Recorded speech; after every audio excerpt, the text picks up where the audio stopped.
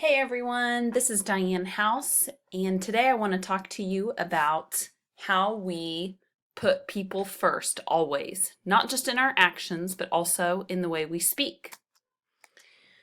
So, what is people first language? Well, it's pretty simple.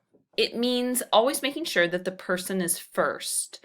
Descriptors, whether strengths or uniquenesses or things that are the same, come second, or even better, how about third? So ideally, we'd put the person first, some of their strengths second, and then any differences third. Does it really matter? Yep, words matter. What we say and how we say it reinforce attitudes and perceptions, whether those are negative or positive attitudes and perceptions. And besides that, it's just good manners. We always want to work towards being polite and respectful in our interactions with other people. So for example, you might hear someone say Diane has autism. That is more appropriate than saying Diane's autistic. We're describing the disability, not the person based on that disability. Another example might be, don't say Ty is LD. How about saying Ty has a learning disability? Yet another example that has a double whammy in it is saying he is retarded.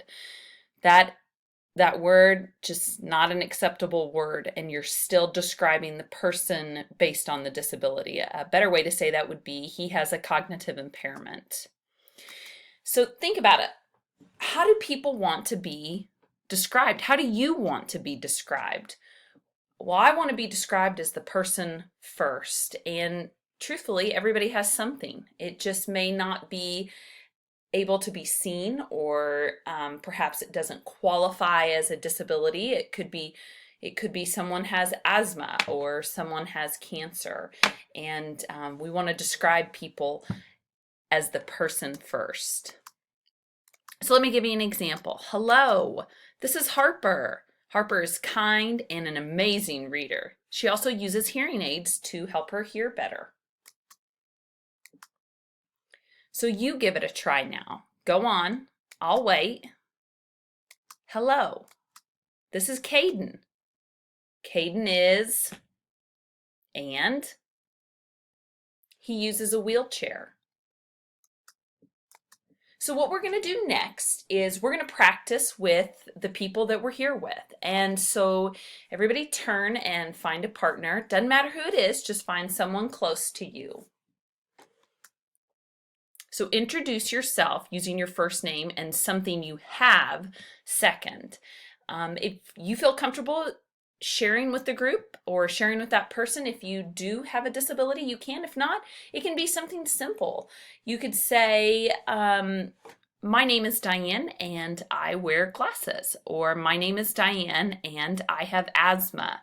Something like that. So go ahead and take a little bit and introduce yourself to one another. Before you do that though, I want to caution you to make sure that each of you are taking a turn and listen carefully to what your partner is saying.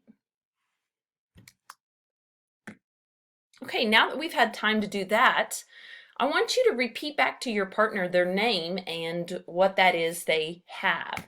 And hopefully you were a good active listener. And if you weren't, just go ahead and own that with your partner and say, I'm sorry, can you say again what you said? And so that's just an example of oftentimes we're too busy thinking about what we want to say instead of listening to our partner.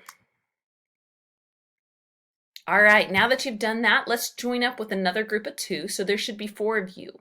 I would like for you to introduce your partner to the people in your group using people first language. So everyone in the group of 4 should take a turn.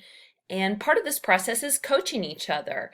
We're not all going to get it right the first time, so encourage the people you're with, offer some suggestions in how they can maybe better use people first language. And then we're going to repeat this. We're going to keep practicing until it starts to become a little more comfortable for all of us. All right, you got it? Don't worry if you don't. It takes time and practice and intentionality to master this language of people first. But once you do, it will become fluent and natural to you. And never, ever, ever underestimate the power your words can have. As we dig a little deeper into what people first language is as part of our professional development, did you know, I did not know this, that people with disabilities actually comprise the largest minority group. It's also the most inclusive and diverse group.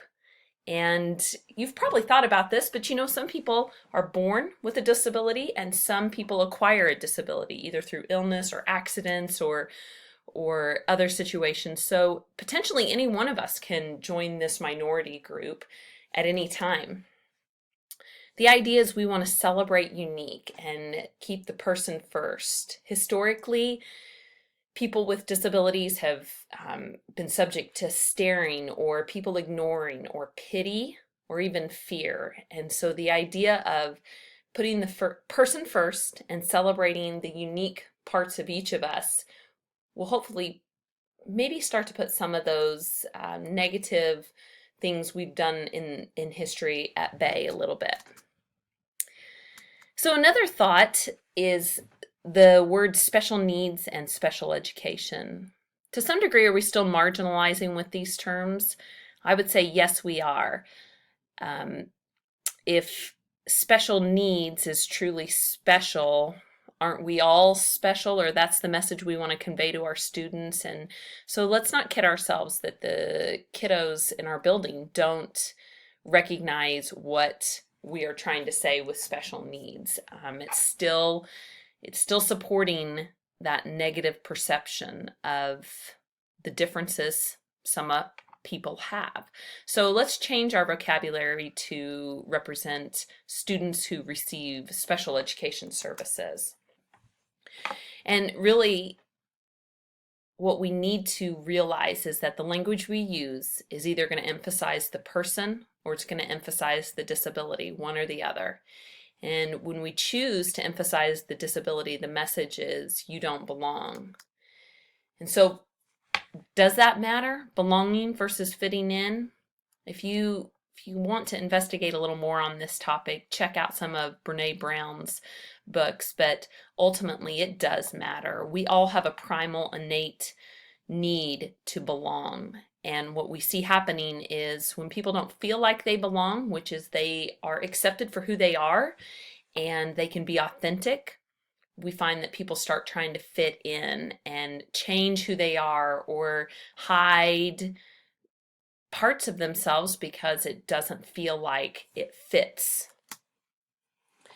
And the golden rule still applies. Treat others the way you want to be treated. We all want to be known for who we are and what our strengths are, and we don't want one thing to define us. And so let's change our language at Skyline Schools to represent people first.